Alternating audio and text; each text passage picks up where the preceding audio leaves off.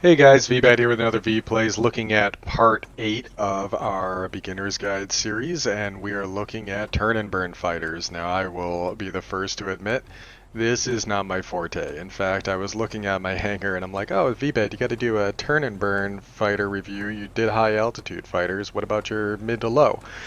Well, I don't have any, so I actually had to go and purchase this airframe specifically for the video, and I figured the Russians were going to be a good enough bet to go with since I really am not a big fan of the Japanese fighters. They just look weird to me. I mean, the Russians look weird, but they look weird in a very beefy way, but that's an aesthetic thing. So, turn and burn fighters. Please correct me in the comments. I am not the most experienced at this, so I am maybe talking out my butt here, but I'd be more than willing to accept any criticism. But this is the way I understand it, and I had a pretty decent game in this, and I've been having pretty decent games, so whatever I'm doing is working for me. Hopefully you guys can take some lessons learned from it. Now, typically what this aircraft type is meant to do is to go to an objective, take it, and then hold it for the entirety of the battle. You can maneuver around the battlefield, but it's going to take a while. These aircraft are going to be slow, the altitude is going to be highly restricted. At Tier 5 I can't really go above 2,500 feet without hitting the yellow, which means that going to this rocket base is going to be a difficult endeavor for me because I'm going to be operating well outside my engagement envelope. But I figure we should take this as soon as possible, and I just don't trust my bots to be able to do that. And I am already in a bad energy state. You can see we're almost stalling out, and I try to get on that Blenheim. My hope was that I could draw some of these heavy fighters down to low altitude so I can help my team out. If I can flip this zone quick enough, then we can go to the middle. But what I should do, typically, and what you'll find is going to be the most effective for you, is to just go to a contested objective, usually a center point, and just sit there and hold it. Kill as many aircraft as you can, and you're going to essentially move with what's known as the kill blob. You'll note that the bots kind of move as a relative group towards the main objective. There's quite a few of them over there, so did the enemies, but you are going to go in there and be part of the meat grinder at low altitude and just shred aircraft. So if you think about the altitude blocks in a vertical stack, right, like picture like a big side view in a sandwich, right? You've got high altitude, which is where your heavies, your high altitude bombers, usually bot heavy bombers because I'm usually at low altitude, and your high altitude fighters, right? And then as you go down the stack, you start hitting your multi-rolls, some of your more mid-level fighters, and then as you get down towards the bottom, you've got turn and burns, you've got ground attackers, other multi-rolls doing ground runs, and any of those high altitude aircraft can come down. They've got the latitude to be able to go high and to go low. You are stuck down at low altitude, and this is one of the reasons I really didn't want to do this line on my own without some type of incentive like this video, because I don't like not being able to do something. I don't like having the problem of I can't get up there to do anything, so I just have to ignore him. He may be shredding my base with bombs, or he may be killing all of my bombers up there and I can't offer any defense, but now I've lost my ability to contribute to that fight. So I'm not a big fan of that, but I do like the turn and burn style of gameplay. It is nice to finally be able to turn on something, which I've been enjoying because I've suffered from it. I've been attacked by these guys and I just can't get away from them sometimes due to my not having any boost left. But with these airframes, at the low altitude, you're going to rock. Nobody can really touch you, and if one of those boom and zooms wants to come down and thinks that he can turn with you, you've got him dead to rights. If you've got any of those multi-rolls around, they're going to be easy pickings for you. The problem is you're not going to be able to chase them. You're going to have to just get your shots when you can and then turn off of them. So I talked about this in some of my other videos, right? I said, hey, you know, if you're a high altitude fighter and you're running into problems and you want to try and get away, go down to low altitude and let your turn and burn buddies rip them up, because they're going to be able to take them out. If you engage in a turning fight at low altitude with your high altitude fighter where your players have an advantage, one of these guys will shake them off or be able to cause them enough damage that you might be able to get away. They're very dangerous to ignore. It doesn't seem like there's a lot of damage output on this aircraft because it only has... why did you ram me? I did not try to ram him. That Bristol really wanted a piece. But this thing only has 150 cal machine gun and 120, but at tier 5 that's pretty good. A 20mm cannon can do quite a bit of work at this low of a level. But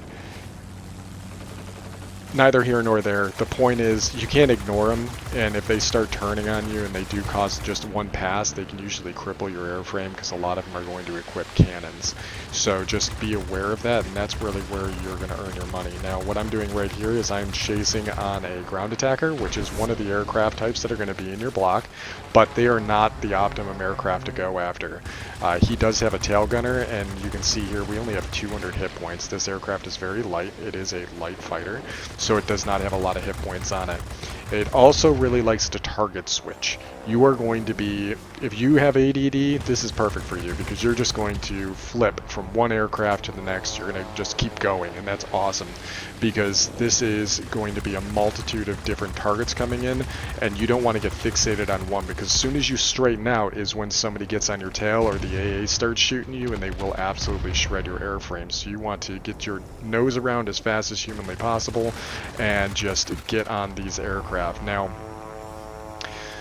if you were in a ground attacker or a bomber or even a multi-role and you're like, man, I don't want to take out AA, they're not worth that many points. If you take out the low altitude AA pieces, you'd be surprised how much you're going to help these little fighters because that AA really does shred my little aircraft, and I don't have the velocity to get out of their engagement zone. I might be able to turn and make it more difficult for them to hit me, but they can totally destroy my aircraft.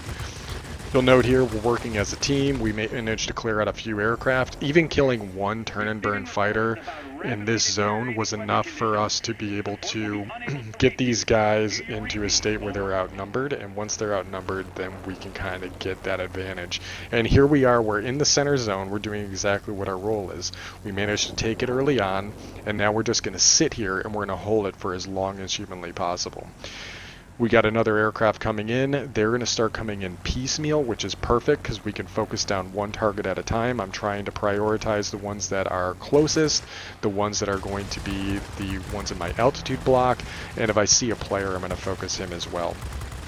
Working as a team, we managed to take that guy out. That biplane below me there, that German one, that is another player. He has given me a hand. That was a single pass, and that cannon managed to take out the engine of that 109G. That 109G is not meant to be down here. He is supposed to be a high altitude fighter, and by taking out his engine, he lost his biggest strength, which was his high maneuver or his high engine speed to be able to evade my highly maneuvering aircraft. I see the player off in the distance, but he's not coming into the zone. So I'm going to focus on going after this Bristol, but we're already up at pretty high altitude trying to engage this guy, so we're going to have problems with our engine power, and he is starting to pull away from us, but we are going to manage to take him out with the help of some of our allies.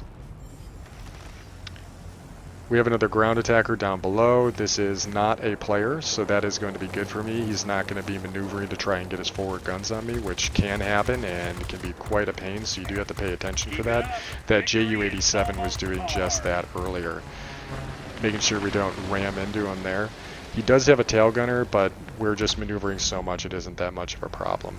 Coming at these things from the side is going to be your best bet, and with a turn and burn fighter, you're going to be able to get multiple passes.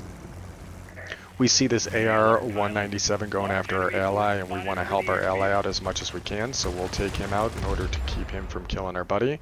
And now the only targets we really have available right now are at high altitude, so this is one of those limitations I was talking about before. We're going to try to climb up here and go after this MiG-3, and we are getting some solid hits on him. We're hurting him. He's on fire. That's good. That's helping our teammate out here, and maybe we can get him. Okay, we got him. Bomber? Nope.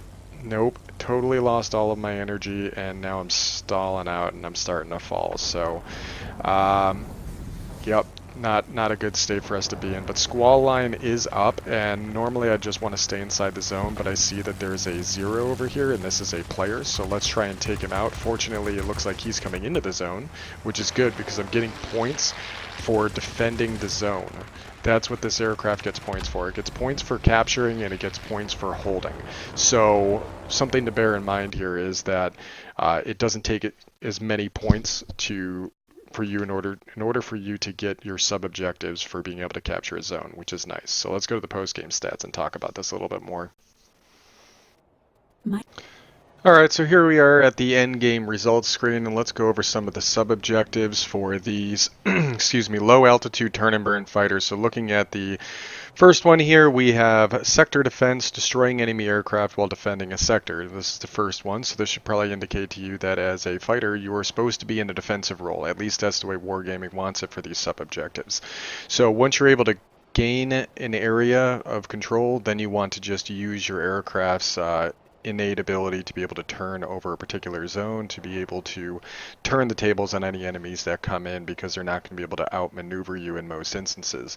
But be aware that this is also going to play to that role I've talked about during the video where you have low airspeed. So once you get to a spot, you're kind of stuck there unless you want to spend the investment of time in order to go to that next area. So that's something to consider, and I think that's one of the reasons that they rewarded here. The other one is obviously going to be aerial targets destroyed.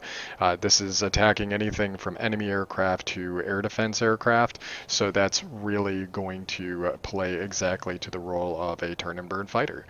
Meanwhile, you're also going to see here for getting capture points. I think this is going to be for all aircraft that you're going to get points towards a sub-objective for getting capture points, although the threshold is much lower than it is for other airframes because that's not your primary role. You're really there to go and capture a zone, maybe flip the highly contested zone once the enemy gets it, and then you just sit there and turn and burn in that engagement and maintain air superiority to the best of your ability by utilizing your skills. As you saw, it's a little bit difficult in a turn and burn fighter to be able to defend against everything, but everything in your altitude block you should be able to handle pretty easily.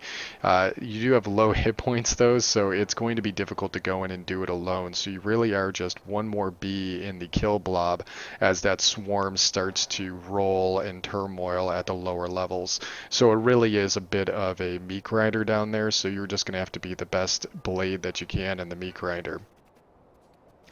Overall, for team score, we ended up getting Winged Legend out of this, but that's because we were playing to our role, right? We took one zone, we moved to the most contested one. I would suggest if you know that your allies can get the one objective, just go to the most contested one immediately and then start doing your turn and burn type of fighting there. When it comes to the summary here, yep, Winged Legend, 14,000 points, and then Flying Warrior badge for being able to battle for sectors, and that was what we did. I mean, it's relatively simple, it's just a little bit more nuanced when it comes to the fact that you are going to have to contend with quite a few airframes to go up against in that situation. So you are going to be in a very heavy area because every aircraft can operate in that stack, right? You're the one that's limited. You can't get up to high altitude and maintain a good energy state. And we saw that when I stalled trying to climb up and go after that one fighter as well as the bomber, and I just couldn't get up there to go after the bombers, so that's one of the limitations. When it comes to equipment, I will correct myself now, and I'll correct myself in future videos. I was running the improved radiator, but the improved radiator, after doing some testing, it proves that it only gives you a 30% boost while you have the air brake enabled, which means holding down the S key, which is really annoying because if you read the description, it says 30% to engine cooling speed while engine is idle. Idle to me means I'm not hitting boost or air brakes, but apparently Wargaming thinks that that means holding down the air brakes. To give you a little insight as to the testing, I took my F7U out since the F7U is a 20-second boost, and I figured that was enough to be able to burn through and then be able to gauge the results a little bit more accurately. A higher sample size of 20 seconds is easier to see the change in time opposed to a shorter time period like a 6 or an 8-second boost, but it also wasn't so much boost I was going outside of the map. So I can tell you that if I just kept my fingers off the key and just let it rejuvenate using improved radiator, it was 48 seconds, 0.35 give or take, and that was about that was identical to what happened when I took improved radiator off and ran it that way. And I did several tests, several runs of that in order to make that determination. And then I tried it with the air brakes on, and it was only 32 seconds. So yes, there is a 30% reduction, but it's only when the air brakes are enabled. There may be a use for this, but it's going to involve doing a speed up brake turn type of a maneuver, and that might be effective for your momentary turn fighters that like to brake, slam on the gas, and get the nose around real quick for a single turn like the Corsair series, but it's hit or miss when it comes to any of the other aircraft. I don't really like hitting air brakes too often because I want to maintain my speed. So we have changed our setup a little bit, and I changed the setup on all of my airframes, and it took quite a bit of grinding in order to get all that money back in order to buy appropriate modules. So this turn and burn fighter is going to be one that utilizes cannons. So I am going to put improved reflector sight on here. Granted, it's only one, but eventually down the line, he'll end up using more cannons as you go down the yak line. So I figure that that's a good move. Engine tuning, engine power allows you to be able to get up to your speed more quickly, and I think that this is a staple on almost every airframe with the exception of your GAs and your bombers. I'm not even sure that they all can get this, but either way, this is going to be great for a turn and burn because you are turning and burning, so you have a very limited boost time, so you want to take advantage of it to the best of your ability, and then playing to the strength of high maneuverability. Lightweight airframe increases maneuverability by 3% in all axes. When it comes to cruise skills, however, this is going to be a mixed bag. I may go Marksman 2, but you're going to be so close that I'm not sure it's going to need Marksman 2. I'm going to prioritize getting probably aerodynamics expert. I did the math. It's I believe it's a 1% increase for the maneuverability mod. So that'll give you a little bit more of that, and it'll also give you a little bit more boost. So I think that that's worthwhile. However, it could be debated that just going ahead and swapping over to aerobatics expert will give you 2% in maneuverability. It's not going to boost your engine tuning at all, but at the same time, you'll get a little bit more aerobatic capability. So it depends on where your head's at. I think that the best all around is going to be aerodynamics expert because it'll play to both of the things you need. You need to have the speed in order to get around the turn, and this will also augment the turning capability as well. That then brings me to the second skill, which I think should be Engine Guru. Engine Guru will give you some increased thrust in order for you to be able to, again, get the same type of bonuses we were talking about from engine tuning, maximizing your turn and burn capability. And for the third skill, I'd probably end up going with Marksman 1 just to be able to top off your ability to get those guns on target a little bit better. But this is kind of a mixed bag, and like I said at the beginning of this video, I am not a turn and burn fighter guy by trade. I actually bought this aircraft specifically for this video, and I realized I didn't really have a turn and burn aircraft in my inventory that I was grinding down, so I figured I should challenge myself and start working down this line since I have had enough of the Japanese fighters since I got up to tier 4 in it, and I just didn't like them. So I think that this is going to be my turn and burn fighter, and go Russian bias. If I'm going to play a plane type that I don't necessarily enjoy, I might as well get a little bit of bias out of the programmers for their Russian bias in the system. So when it comes to consumables, your survival technique is going to be that of killing aircraft around you and maintaining a high maneuverability state. I actually did this backwards. This should have been this way. Okay. So, no, I'll put it on all of them. This only has 3 guns, much like the BF-109 F series does, so I'm okay with running universal across the board, but I always advocate for any machine guns to go ahead and run universal. It's going to be a relatively low cost overall, as you can see here by comparison to the single 20 and then the 50 caliber machine gun that's on this aircraft, which apparently there is only one. I did not realize that. You're getting a 1800 silver cost, so it's relatively low. When you look at the consumables here, which is what we initially came here to talk about, was the first aid dressing to be able to get my pilot back up so I can get those guns on target that much quicker. Not being able to hit a target makes this thing very vulnerable because your danger is the fact that you're going to turn on somebody and get some hits, and we definitely lost our pilot in many of our battles, so I definitely think that that's warranted, as well as pneumatic restarter. It's a turn and burn fighter. you can't burn if you don't have an engine, right? So that's why we are prioritizing getting that engine back up. And I think it goes without saying, if you are a turn and burn fighter, you're going to want to have your turning capability back. So control surface trim is always a viable option. Now this is, again, me just starting down the line, so the pilot didn't have all of his skills yet, and we were still working our way up. But when it comes to turn and burn fighters, I think this is the basics of it, and I'm sure your mileage may vary, so you guys go ahead and correct me in the comments. I'd appreciate it, because this is not my forte, and this is probably why I left this to be the last video in the series on airframe types. So as always, like, favorite, comment, subscribe, let me know what you liked and what you didn't like, and I'll catch you guys on the next one.